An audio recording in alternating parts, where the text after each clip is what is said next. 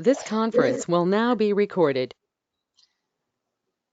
Hi everyone, this is Cheryl Vecchio with Abbey Realty, and this is New Agent Essentials class. And today we're going to be talking about ZipForm templates and why you need to use ZipForm templates.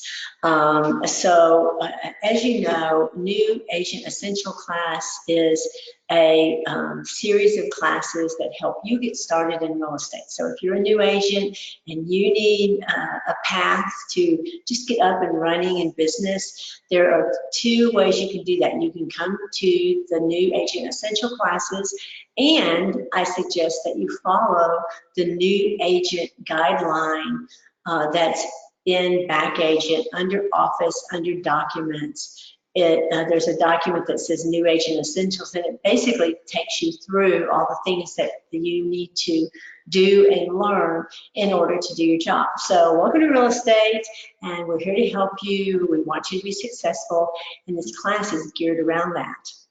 Now today, we're going to start out with ZipForms templates.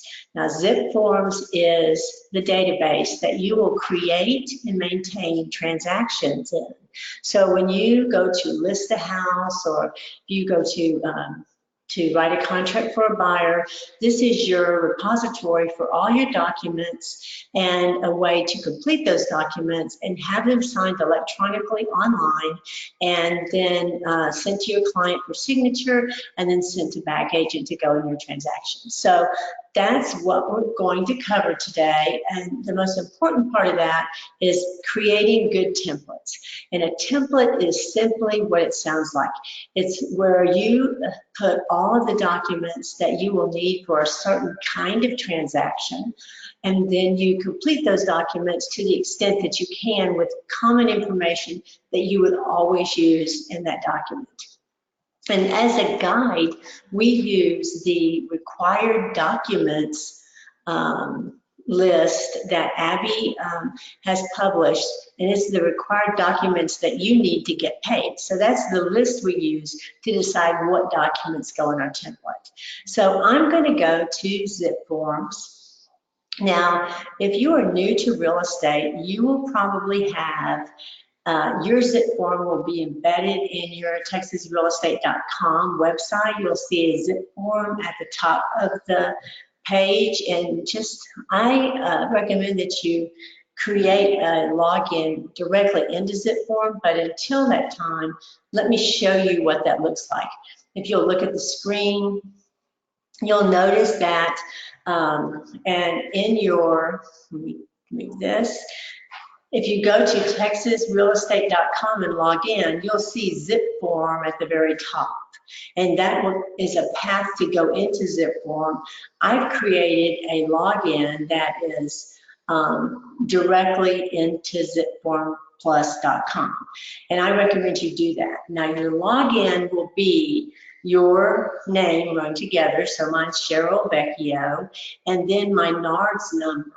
And my NARS number is my National Association of Realtors number, and that's on the sheet of paper that HAR gave you when you first signed up for MLS and for HAR. So when I log into ZipForms, no matter where it's from, whether I'm logging in directly into ZipFormPlus or I'm going in through the TexasRealEstate.com web page, it's going to automatically default to transactions.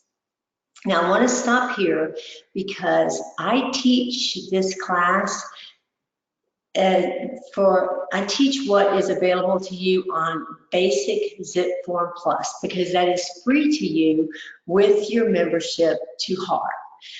However, there is a ZipForm Elite. Now, I have worked very successfully for several years without paying for ZipForm Elite, but if you want to look into that, that might be, something that you could be interested in. So if you sign up for ZipForm Elite and it has some functionality that I don't show, it's simply because I'm showing the basic elements of ZipForm Plus. So I signed into ZipForm Plus. It took me directly to my transaction pages. And you can see on the screen all the transactions that I have created. If If you are new to real estate, this page very well could be blank. Also, I want to show you there's a couple of functions here, view changes. I like this view, but there is also, if you go over to the far right-hand side of your screen, you'll see the little icon that's got the little list on it, the little lines, and when I hover over it, it says List View. And when I click on List View, I can make this go to a list, exactly what it sounds like. It's a list view. So I prefer the template view, and so I prefer this view. So you can just change it back and forth with that icon. There we changed it that way, and then we changed it again. Now remember, today's class is about templates. I want to talk about templates, and I want to create templates. And the reason why I want to create them, two reasons. One is the ease of doing business. When you guys are successful, and I know it's going to come real quickly, and you guys are, and you're sitting on the beach in Maui, and you get a new, your client says, I want to buy that house. Well, then I want this to be really easy for you. You can do that. You can create those documents and contracts for that client in a very short period of time. And so templates allow us to do that. The other very main thing templates do is they help us with accuracy. So when we put in common information that is always in our contracts and always in our notices, well, then we don't have to continue to redo that, and we're less likely to make mistakes. So in order to start my templates, I want to go to the navy blue navigation bar at the top of the page. Remember, I'm on transactions. I know I'm on the transaction page because it says my transactions, and it says transactions is in green highlight, and I'm going to go to templates, and we're going to create a template today. Now, for ease of, for helping you, I'm going to use a buyer's rep template as my example. However, you will want to create a template for every type of business that you do. If you're new to real estate and you're going to be in residential real estate, I recommend that you create a template for buyers, a template for listings. If you're going to do leases, a template for leased tenants, and a template for leased listings. So you should have each of those templates. And but today, just for today's example, we're going to do a buyer's rep template.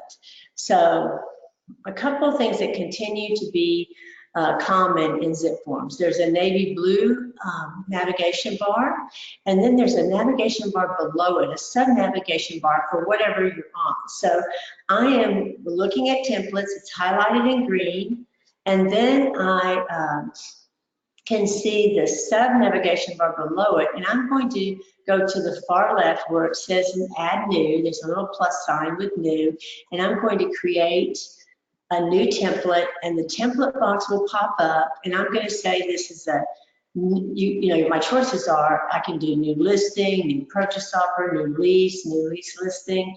I'm going to do new purchase. And then it gives me a box and it offers me a chance to name my template.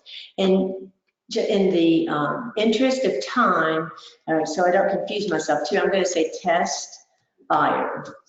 But you're going to put anything you want in there. I would suggest residential buyers, so that when you expand your business, you'll see that, you'll have commercial buyers and residential buyers. So I would do test buyer. And then I'm going to say the property type is residential, because this is my residential buyers template. And I'm going to tell it, I always leave this as it is. It automatically defaults to do not automatically apply this template to new transactions. And I leave that way, because you don't want it to automatically apply a buyer's template to your transaction every time you log into ZipForms. So, and if you had another template you were pulling information from, you could select another template to pull information from. At first, you're not going to have that. So I named it, I said it's residential property, I said do not automatically apply, and I hit save. And there you see, I have a brand new template that, that I have created. Now, when I create templates, I put the parties in. It has an opportunity to put parties. It defaults to documents, but I don't do that first. I want to say who is going to be involved in this template, and I'll explain it to you and why I do that in a few minutes. Now, the person that's always going to be part of every transaction, hopefully, is you and Abby Realty. So we want to scroll down on our left navigation bar, and we want to put in, we're not the listing agent and broker because this is a buyer's template. We're the selling agent and broker. And I'm going to as you can see, a box comes up where you can complete your information and the selling broker's information. And I already have this filled out on another template, so let me show you this. I'm going to toggle to my already created template so that I can show you what that looks like completed. So you can, if you want to stop this recording and create this from my information, you can do that. Notice that when I can look, when I want to look at existing information in ZipForms, there's a little blue arrow on every information block, and I can select that, and I can hit view. But when you create your template and you're creating your parties in the template, this is how you want to fill it out. There's some information that's just not important, you know, in terms of filling out our forms, but like our NARGS number is not important, so I don't fill that in. But notice I put, you know, the usual, my email address, my business phone, my cell phone, my license number, everything that you want to populate your forms. Your forms are going to populate from this, and that's why I create parties before I create documents. So I'm going to just give this a moment so that you can freeze frame here if you want. And then I'm going to, when I put everything in my parties, I'm going to save it. And then that creates parties and for your template. So now remember, I'm going to keep saying this because it's the biggest mistake I see people make in ZipForms is they accidentally put transaction information in their template. So I'm going to continue to say, remember, this is just a template, and we only put common information in that template. Now, when I'm finished with the parties, and I've got Frank and I in there, Abby Realty and I in there, then I'm going to go on to documents. And again, you guys, this is a pre-existing template, so I want to go back to the new template that we are. So my test buyer, I'm going to go back to my new template. And my documents, I have no documents because I haven't put documents in the template. There are two ways for me to put documents in the templates. One, I can add documents. If you go to the far left of the sub-navigation bar and you select Add Document, add a form placeholder document will come up, the box will come up. I use this if I have pre-existing documents that I want to pull into my template. Excuse me. And right here I want to talk a bit about that because many times I have agents ask me, can't I just use the IABS that I have saved, the PDF? You can do that, but what's going to happen is every time you use that PDF in a transaction, you're going to have to add a block for your client to sign. So if I were you, I would go ahead and fill out in forms everything possible, because it creates better automation when we get to transactions. So in this case, I'm not going to use the browse from document to get a PDF, because I want forms that my client can fill out and or sign automatically. Excuse me. And now you can add form from here. This is kind of a long way, but it does exist. You can add form and your forms library will come up. The other way you can add forms is, get rid of that. I have a freeze frame problem.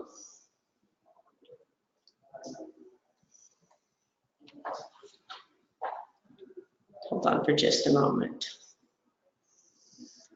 Here we go. Excuse me. So the most efficient way to add forms is, see in the far right side of the navigation bar, it says all forms, and you just select all forms. It automatically defaults to HAR forms. Now, most of us don't know which of our forms are HAR, which of our forms are TREC, which of our forms are TAR. So I like to just default to all. And so I defaulted to all, and I'm getting all of the forms from all the libraries. And this is as easy as typing in which forms I want to use.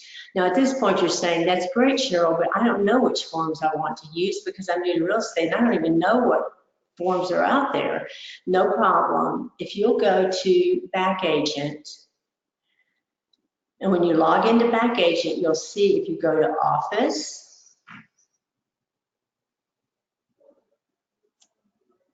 and then scrolling down in Documents,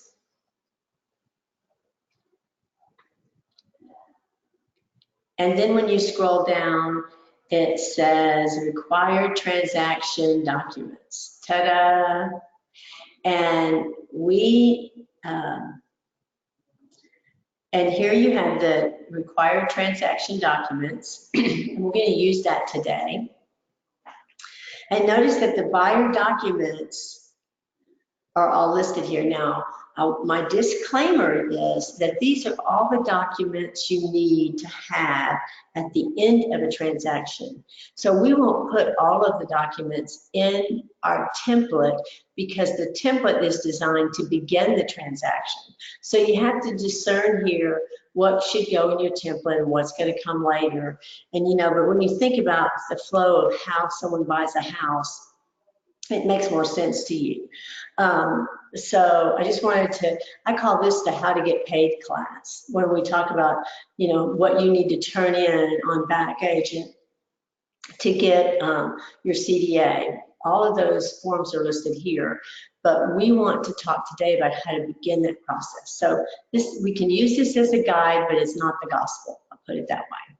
So going back to Zip Forms, I've got my forms library here, and I'm simply just going to start typing the names of the forms that I need. So I need an information about, and it starts coming up. So, oops, you have to know how to spell to do this. Information about broker services. Now, in Zip Forms, there's an information about broker services for buyer and an information about broker services for seller. There's no logic behind that. They're the exact same form. You can hit either one and it would work. But just to, play their game, I'm going to hit the information about broker services for buyer. And notice once I click on that, it puts the form in my template, and it also marks it in blue that it's already there in case I get confused. And I just keep doing that. So now I need an offer contract, so I need a 1 to 4 family residential contract for resale, so I'm going to put that. And I'm probably going to need a third party in most cases, so I'm going to put that. Third party financing addendum. Now I will say, I use just the third-party financing addendum, not the one for credit approval, but just the third-party financing addendum. And I will say that sometimes there are more than one form, and if they're the exact use form, you can use either. And if there is a TREC form, I choose the TREC form because really that is the promulgated form. So if there's a TREC and a HAR version, I choose the TREC version, or TREC and TAR version, I should say. So that doesn't happen very often, but I did want to talk about when that does happen. Also, you can type in, if you know the actual number of the, let me go back to mine. Where do we put our required transactions? Notice, if you know the exact number, say, you know, you want to put in a HAR 400, that's fine, but it has to be written exactly like it's written on the form. So HAR 400, like if I put in,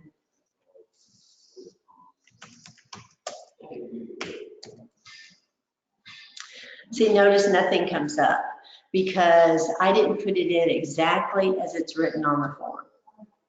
So I need to put in exactly as it's written on the form. See, that didn't come up either, so it probably has a space in here. And I think you can go to a lot of struggles when the reality is if you just start typing the name of the, oops, pardon me, the name of the form, it will appear. In most cases, that works best. Now, once I get all of my forms in, and going back again to my template, once I get all of my forms in, I'm going to start filling them out. And let me get rid of my forms library. And by the way, a couple things about this. You don't want to go crazy and put in all the forms possible in a buyer's template. What you want to do is put in all the forms probable, that, you know, common forms. Like, for instance, I sell a lot of older houses, and it's very common for me to need a lead-based paint addendum. So that's in my template. And so if I, for some reason, you know, don't use that and I get to the transaction, I can always delete it. I'm going to show you that today. But the reality is you really want to put in what's common to your transactions. And it just doesn't want me to play this game, does it? Another thing I want to show you about templates is you can change the order of them. So if I want to select organize, I can drag this template of my document anywhere I want it.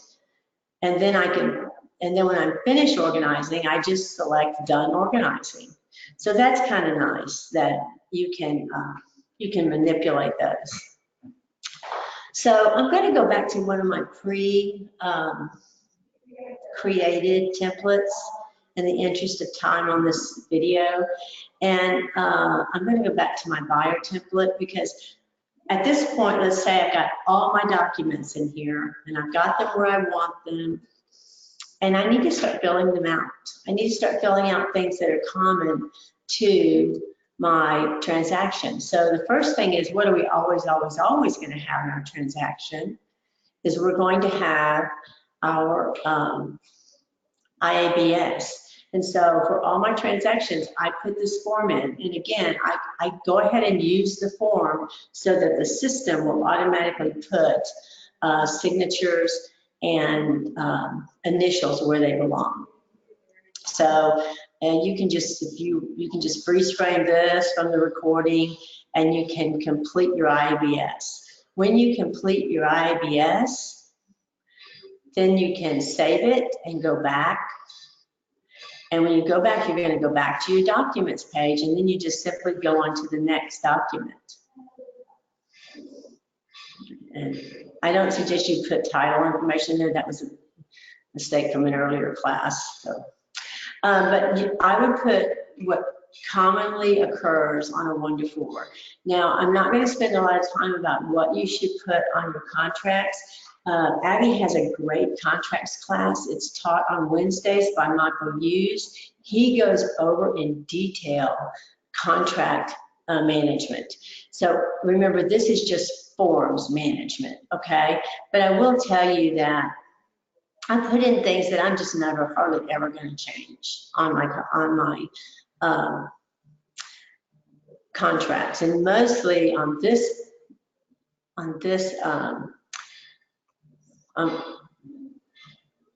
template, it's going to be page 9, where I fill out everything regarding my information, Frank's information. And notice that if you put in your parties, most of your forms, and I say most, I never say never and always, but most of your forms are going to populate that information from the information you put in the beginning. So trying to check if there's any other nuances here. I think everything is, pretty self-explanatory. Again, most of the documents will populate you, Frank, and Abby Realty information. Some of them will not. I don't know why there's a difference in how some of them populate and some of them don't. My thought is that different developers write the code and they put in different forms, and that creates a difference in how they behave. So anyway, so once I have all my forms in my template, I'm completed my template. And now let me talk about, this is the most important information, because this is the transition from template to transaction. So let's say now that I want to create a new transaction. So, and we need to be very careful not to put transaction information in our templates, and I find that this is the most frequently made mistake by new agents. So I'm going to go to my transaction page, and I'm going to go to my, I'm going to create a new transaction. So it works kind of like, just like the template page. I have my navigation bar at the top, transactions is highlighted in green, and I'm going to create new. And what this is, that says new transaction, so I know I'm in the right place. Keep checking. If you're new, keep checking to make sure you're in the right place and you're not in your templates. So new transaction, it's going to be a new purchase.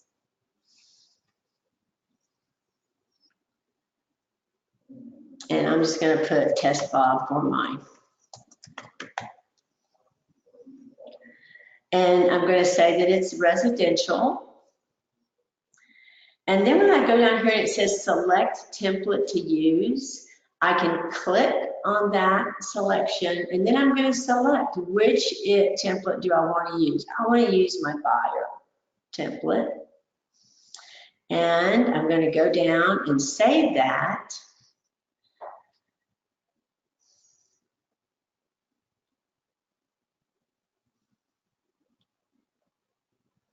And I've successfully started my buyer template using my buyer transaction using my buyer template. So, and notice that when I go to documents, before I even start, all of my template documents are in my transaction. They automatically came down into my transaction. And under parties, I'm already there, and so is Abby Realty. So see, already I just started, so I said, test Bob, that's my new transaction, and I have quite a bit of information that's preloaded into my transaction. So I'm going to stop here, and I'm going to check online to see if I have any questions. No, I don't. I'm going to stop here, and for purposes of this recording, I'm going to stop the meeting so the recording will stop, and then restart the meeting. We're going to talk about ZipForm transactions. So thank you for joining me. If you'd like to just hop back on in just a second, the technology is I have to completely go out and come back in again to make it a second meeting and a second recording. So thanks so much, and let me know if you have any questions.